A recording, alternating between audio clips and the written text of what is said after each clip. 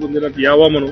पण तुम्ही जर बघितलं असेल तर आजकाल सीएम साहेबांनी हे लक्षात घेतलं पाहिजे, दोन्ही डीसीएम साहेबांनी लक्षात घेतलं पाहिजे की जे माणसं तिथं काम करत नाहीये, पालकमंत्री जिथं काम करत नाही तिथं त्यांनी तातडीनं पाऊल उचलले पाहिजे. आमचा हा जिल्हा मागासलेला जिल्हा आहे, तिथं अतिवृष्टी खूप मोठी आहे, धरणं खूप मोठे मोठे आहेत, सातत्यानं वरून पावसाची धार चालू आहे, शेतकरी परेशान आहे. आणि अशा वेळेस जर पालकमंत्र्यांनी जर काही पावलं उचलत नसतील तर त्याला निश्चित रूपानं बदललं पाहिजे. मी पण मागणी नक्की करेन.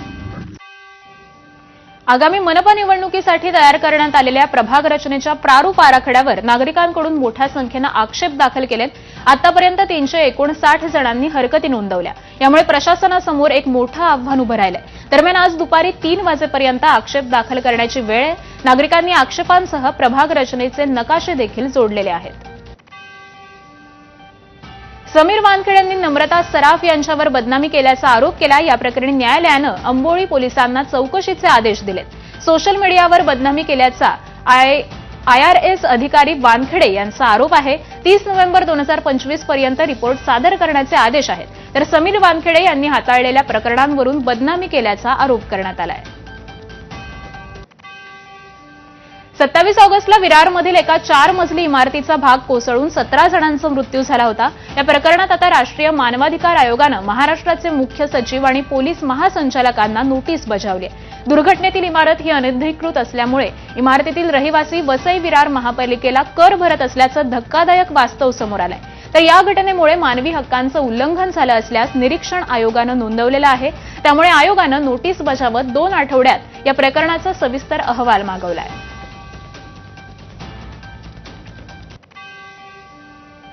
नालासोपारा पूर्वेकडील रहमतनगर परिसरातील आसिफ मंजिल ही 4 मजली इमारत अखेर पालिकेनं तोडली आहे.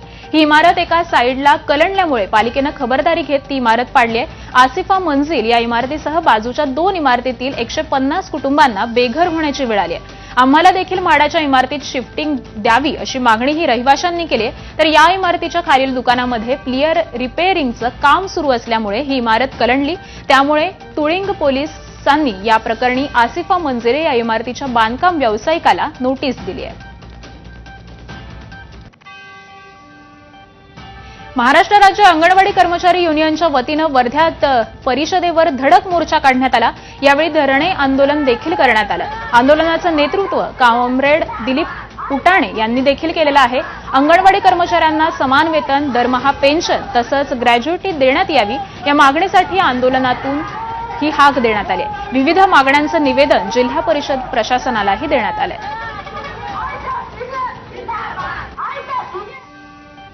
भिवंडीवाडा महामार्गावर ट्रक उलटला. महामार्गावरील खड्ड्यांमुळे हा ट्रक उलटला. दरवर्षी या रस्त्यांच्या दुरुस्तीसाठी कोट्यवधी रुपये खर्च केले जातात. परंतु या रस्त्याची परिस्थिती जैसे थेच असल्यानं नागरिकांसह वाहन चालकांना मोठा मनस्ताप सहन करावा लागतोय. सोलापूर हैदराबाद राष्ट्रीय महामार्गावर बस आणि ट्रकचा भीषण अपघात झालाय. सोलापूर जिल्ह्यातील बोरामणी गावाजवळ ही घटना घडली आहे. बिदरहून पंढरपूरकडे येणाऱ्या बसला ट्रकनं धडक दिली. या अपघातामध्ये 16 प्रवासी जखमी झाले असून यातील 6 जणांची प्रकृती ही गंभीर असल्याची प्राथमिक माहिती आहे. सर्व प्रवाशांवर सोलापूरच्या रुग्णालयामध्ये सध्या उपचार सुरू आहेत. नांदेडमध्ये चालकाचं नियंत्रण सुटल्यानं एसटी बस रस्त्याच्या कडेला असलेल्या खड्ड्यामध्ये उतरली. देगलूर तालुक्यातील बेलूर इथं हा अपघात घडलाय. या अपघातामध्ये 28 प्रवासी हे जखमी झाले. तर यातील 3 प्रवाशांची प्रकृती ही गंभीर असल्याची माहिती आहे. गंभीर जखमी प्रवाशांना नांदेडच्या शासकीय रुग्णालयामध्ये उपचारासाठी दाखल करण्यात आलंय. नांदेडमधून अपघाताची दुसरी घटना समोर येते. नांदेडच्या भोकर तालुक्यातील पाळज येथील प्रसिद्ध असलेल्या गणपतीचं दर्शन घेऊन परत जाणाऱ्या एका कार ही उभ्या असलेल्या ट्रकवर आदळली. या भीषण अपघातामध्ये 3घांचा जागीच मृत्यू झालाय. मृत्यू झालेल्या सर्व तेलंगणाच्या निजामाबाद जिल्ह्यातील बोधन येथील रहिवासी आहेत. भिवंडीतील स्वर्गीय हिंदुहृदय सम्राट बाळासाहेब ठाकरे हा उड्डाणपूल अपघातांचा हॉटस्पॉट ठरलाय. बुधवारी सायंकाळी 4:30 वाजताच्या सुमारास या पुलावरून 2 भरधाव कार एकमेकांना धडकल्या. तसंच मागे असलेल्या दुचाकीवरील कारला आदळला. या दुचाकी स्वाराचा मृत्यू झालाय. तर कार चालक हा गंभीर जखमी झालाय.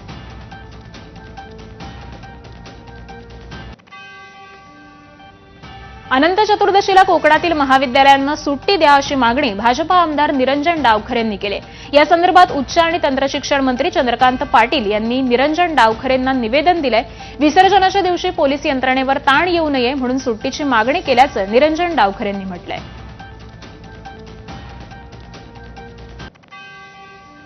उद्योगपती मुकेश अंबानी यांनी सपत्नीक लालबागच्या राजाचं दर्शन घेतलं. यावेळी अंबानी दाम्पत्याच्या हस्ते राजाची आरती देखील करण्यात आली. गौरी गणपतीचं विसर्जन झाल्यानं आज सकाळपासूनच लालबागच्या राजाच्या दर्शनाला भाविकांनी मोठी गर्दी केली आहे. मुंबईतील लालबागच्या राजाच्या दर्शनासाठी गणेश भक्तांची मोठी गर्दी उसळली आहे. लालबाग परळ रस्ता गणेश भक्तांनी अगदी गजबजून गेलाय.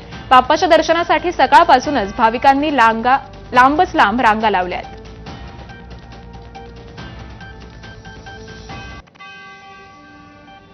ऑनलाईन फूड डिलिव्हरी अॅप झोमॅटोवरून जेवण ऑर्डर करणं आता महागलं आहे.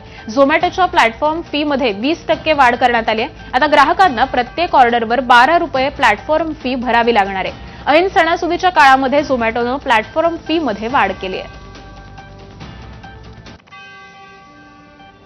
पंजाबमध्ये भीषण पूरस्थिती सध्या पाहायला मिळते. पुरामुळे बासमती तांदळाचं उत्पादन कमी होण्याची शक्यता आहे. पूर आणि अतिवृष्टीमुळे जवळपास 6 लाख एकर पिकांचं नुकसान झालेलं आहे. यामध्ये बासमती आणि इतर तांदूळ तसंच कापसाच्या पिकांचा समावेश आहे.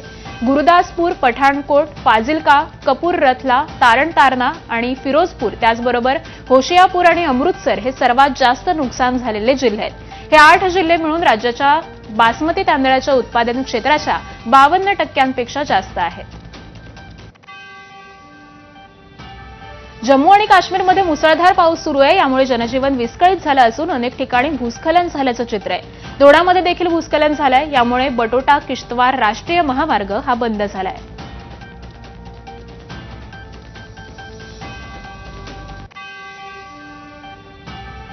यासोबतच बुलेटिनमध्ये एक छोटासा ब्रेक घेतोय. पाहत रहा एबीपी माझा.